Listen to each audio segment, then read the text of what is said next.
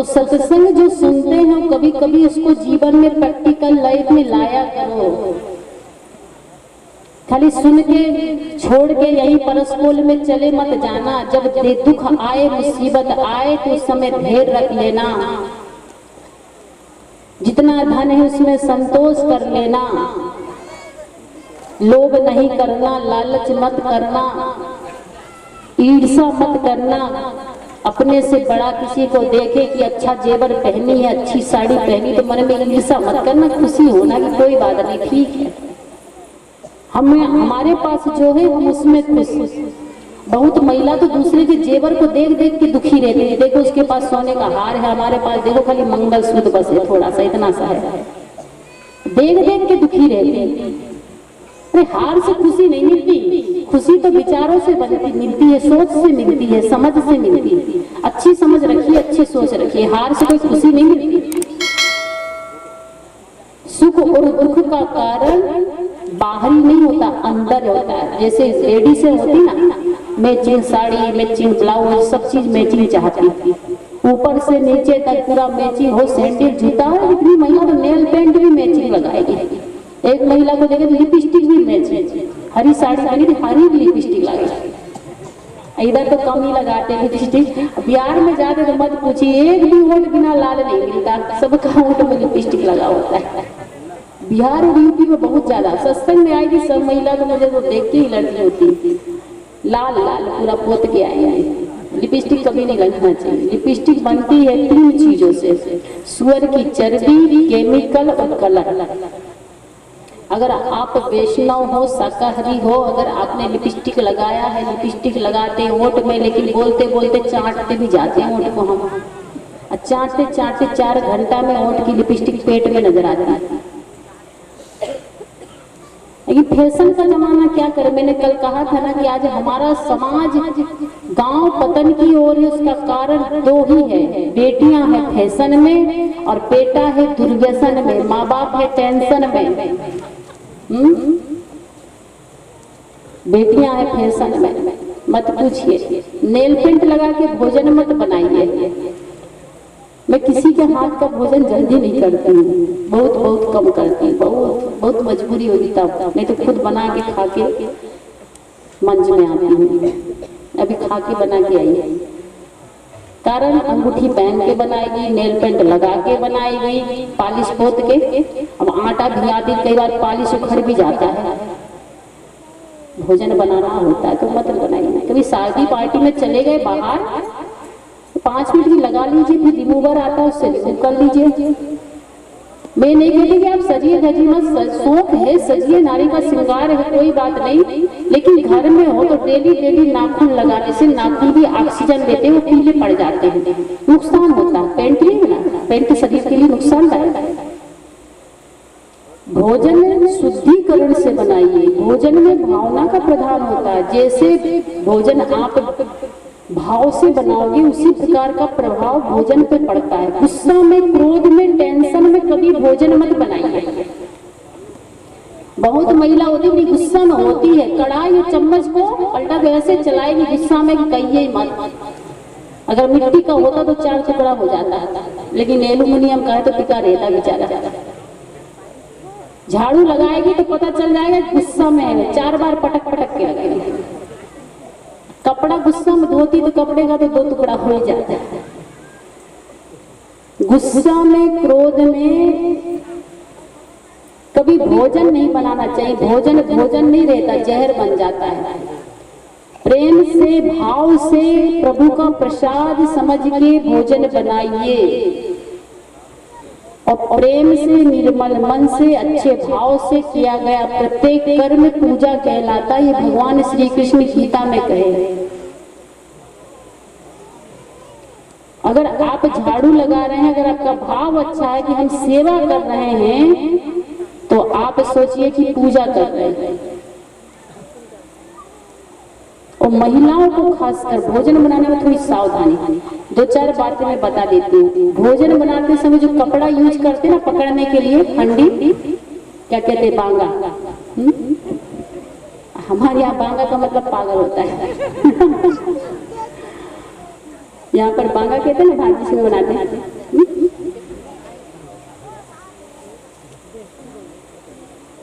और कुछ कहते हैं बांगा खास बात।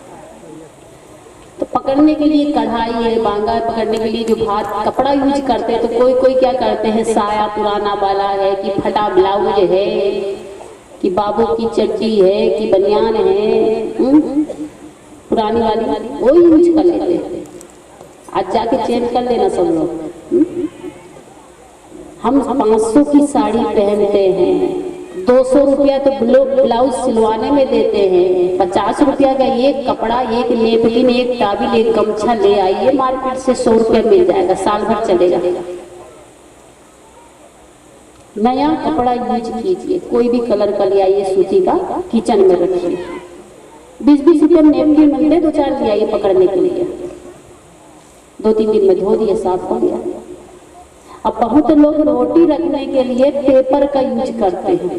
पेपर को कभी किचन रूम में मत ले जाइए, पेपर अपवित्र होता है, अशुद्ध होता है। कितने लोग पढ़े, थूक लगा लगा के, चाट चाट के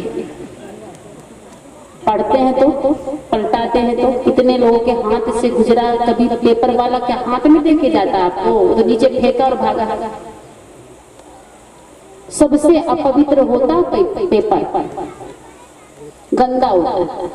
कितनी महिला को देखिए, पूरी बेल बेल के पेपर में रख देगी, खाना पेपर में रखेगी, रोटी बना के पेपर में दबा देगी, बहुत सामान पेपर में। और दुकानों में तो समोसा जलेबी भजिया खरीदिएगा तो पेपर में ही मिलेगा। और तो शुद्धि की कोई बात ही नहीं, लेकिन घर में शुद्धिकरण होना चाहिए। किचन रूम में, रसोई घर में, भंडार घर में पेपर मत ले जाइए। खाने वाली चीज में पेपर यूज मत कीजिए। सूखी चीज में रख सकते हैं, जैसे केला है, सेब है, फल है, क्योंकि धो के खाना, जो धो के खाना उसमें रख सकते हैं। एक कपड़ा ले लीजिए सूती का, ब्लाउज का पीस लोकल होगा सूती का, 50 रुपए मिल जाएगा रोटी रखने के लिए।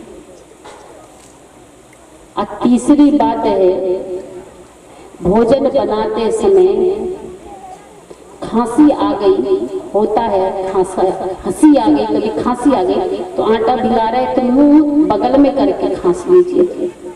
अब उसी में खांसते जा रहे हैं, उसी में हंसते जा रहे हैं, तो थूक तो बोलने पर भी छिटकता है, हमारा हो चाहे आपका हो।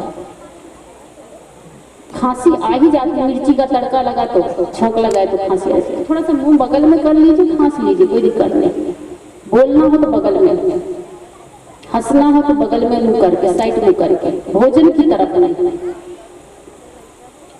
और अंगूठी पहन के तो बोल दी हूँ। एक बात, कभी कभी किसी के घर में जाते होते कटोरी दीजिए, तो कटोरी में थोड़ा पानी मानी लगा होता ना, तो माता है बस आंचल का पल्लू ली और कटोरी का पानी पोंछ देती या थाली पोंछती, तो आंचल के पल्लू से पोंछ देती। एक घर की घटना बताती, बिहार में मेरा कार्यक्रम था, गर्मी का दिन था, तो 3 बार खाने का वहां भी रिवाज है, इधर भी रिवाज है, सुबह दोपहर शाम। तो दोपहर में ऐसे गर्मी में महिला भोजन बना रही थी चूल्हा पर। अब बना रही थी तो पसीना तरबतर हो रहा था, बह रहा था, तो बेचारी महिला भोजन पसीना पोंछते जा रही थी आंचल के पल्लू से और भोजन बनाते जा रही थी। अब थोड़ी देर में उसके 2 नाती लड़ते लड़ते आए, दादी दादी भैया ने मार दिया, अब कहता नहीं इसने मारा। रोते रोते आया, तो रोते रोते जब नाती आए, छोटे छोटे 3 साल का 5 साल का, तो गंगा जमुना सब बह रही थी नाक कान से। तो बेचारी दादी प्यार बस गोदी में बिठा ली और उसी आंचल के पल्लू से उसका नाक और कान सब आंसू साफ कर दी। और थोड़ी देर बाद में धान की कटाई करके खेत से बेटा आया, तो माँ भूख लगी है तो जल्दी से भोजन लगा। तो माता जी ने थाली निकाली, थाली में कुछ पानी था, उसी आंचल के पल्लू से पोंछ दिया बढ़िया से साफ। अब बताओ साफ हुई कि गंदी हुई?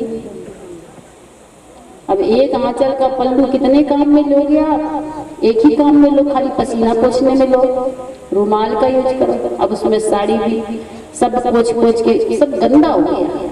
कभी थाली कटोरी चम्मच गिलास कपड़ा से मत पोंछिए, एक कपड़ा अलग से रखिए।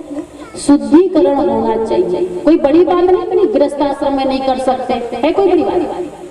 आराम से 3-4 कपड़ा रखिए, हाथ पोंछने का, थाली पोंछने का, रोटी रखने का और एक कढ़ाई उतारने का। तो भोजन पवित्रता से बनेगा। दूसरी बात, आजकल जो सब्जी होती ना उसमें बहुत ज्यादा केमिकल डलता, दवाई डलती, कीटनाशक दवाई हर 8 दिन में स्प्रे करना पड़ता है तब सब्जी होती है। तो कीटनाशक दवाई जो डलती है तो सब्जी में आजकल कीटनाशक दवाई में एक चिपको करके लिक्विड आता है जो किसान भाई को समझेंगे। वो लिक्विड डाल के डाला जाता है ताकि बारिश होने पर भी चिपक जाए, धुले ना, वो केमिकल धुले ना। तो महिला क्या करती है, एक बाल्टी पानी लेके बैठेगी, उसी में भट्टा, उसी में टमाटर, उसी में मिर्ची, उसी में प्याज, सारा चीज उसी में धुलेगी। 3 बार रगड़ रगड़ के सब्जी को धुलिए आप, 3 बार। आज से संकल्प लेके जाइए, 3 बार रगड़ रगड़ के, चाहे 2 लोटा पानी में धुलिए, चाहे 1 लोटा पानी, 3 बार धुलकर ही सब्जी बनाइए। भोजन को पवित्रता से बनाइए, उसका प्रभाव बच्चों पर पड़ेगा। थोड़ा थोड़ा जहर हमारे अंदर रोज जाता है सब्जी के माध्यम से, अनाज के माध्यम से, वही बीमारी का कारण बनता है। नारी शक्ति बहुत बड़ी शक्ति है, सबसे बड़ी देवी नारी होती है। एक नारी चाहे तो घर को स्वर्ग बना दे और एक नारी चाहे तो घर को नर्क बना दे। 4 भाई एक आंगन, एक घर, एक कमरा में रह जाते, कब तक? जब तक शादी नहीं हुई। और शादी होने के बाद में कहिए तो 4 बहू एक साथ रह जाए, 4 भाई एक साथ रह जाए, ऐसा नहीं होता। चारों का अलग अलग होने के बाद में बीच में से दीवार, पड़ोसी का चेहरा देख लीजिए, भाई का चेहरा नहीं। अगर अलग अलग हो गए ठीक है, अलग अलग हो गए कोई बात नहीं, अपने अपने घर में रहो, लेकिन एक आंगन, एक द्वार, एक दरवाजा तो नहीं, और बीच में से दीवार कि उसका चेहरा देखेंगे। इतनी मन में मलिनता क्यों आ जाता है? इसीलिए कहते हैं कि नारी शक्ति, मात्र शक्ति सबसे बड़ी देवी है। नारी चाहे तो घर को स्वर्ग बना दे और नारी चाहे तो घर को नर्क बना दे। अगर नारी में स्वार्थ भावना है तो नारी घर को नर्क बना देती है। नारी अगर संस्कारी है, समझदार है तो घर की लक्ष्मी बन जाती है और घर को स्वर्ग बना देती है। बहुत नारी को देखी मैंने, महिलाओं को घर को स्वर्ग बना के रखती है, नारी से ही घर चलता है। और बहुत घर में, बहुत जगह ऐसा देखता है कि ना महिला आई, शादी हुई, घर के टुकड़े टुकड़े हो जाते, कई टुकड़े में बढ़ जाता है। इसलिए महिलाओं में 3 गुण होना बहुत जरूरी है। 3 गुण याद रख के जाइएगा। हर नारी, चाहे बहू रूप में हो, चाहे बेटी रूप में, चाहे सास रूप में, चाहे माँ रूप में, 3 बातें याद रख के जाइएगा कि हर नारी में 3 गुण होना चाहिए। पहला गुण अदब का, और दूसरा गुण अपनत्व का, और तीसरा गुण आहुति का। अदब, अपनत्व, आहुति। अदब का मतलब मर्यादा। नारी का सबसे बड़ा आभूषण लज्जा है, सील है, मर्यादा है। जो नारी मर्यादा में रहती, जो नारी के अंदर सील होता है, वो नारी विश्व में, घर में, समाज में सम्मानी होती है। और जिस नारी में सील नहीं, मर्यादा नहीं, वो कहीं सम्मानी नहीं होती। इसलिए पहला गुण की नारी में मर्यादा होना चाहिए, सील होना चाहिए, अदब होना चाहिए। बड़े अगर ससुर या जेठ खड़े हैं तो आप कुर्सी में उनके सामने मत बैठ जाइए, चाहे कितना ही पढ़ी हो, MBBS कर ली हो, चाहे LLB कर ली हो, चाहे B.Ed कर ली हो, पर अपने से सीनियर अगर खड़े हैं आपके सामने तो आप कुर्सी में, पलंग में बैठे मत रहिए, सम्मान कीजिए। ये मजबूरी है कि आप कहीं बस में जा रहे हैं तो एक साथ बैठ के जाना होता है, ये मजबूरी, ये बात अलग अलग है।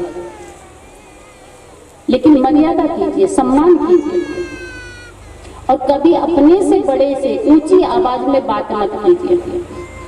आपसे बड़े सास है, आपसे बड़े ससुर है, जेठ है, जेठानी है, ऊंची आवाज में, तेज आवाज में बात मत कीजिए। लेकिन आजकल तो कलयुग है साहब, कलयुग में तो सब चीज उल्टा होता है। सास से ज्यादा ऊंची आवाज बहू की आ जाती है, होता ना कभी कभी। तो ऐसा नहीं होना चाहिए, पावर नहीं दिखाना है। आपकी शक्ति है आपके अंदर तो आप चुप रहिए, ये आपका पावर है। सह लीजिए, कोई बात नहीं, सास है समझ जाएगी कुछ दिन में। या कोई बात बोलना तो धीरे से बोल दीजिए कि नहीं माँ जी ऐसी बात नहीं, ऐसी बात। लेकिन आजकल ऐसा नहीं होता, फटाफट जवाब देती है, एक घर की बात बता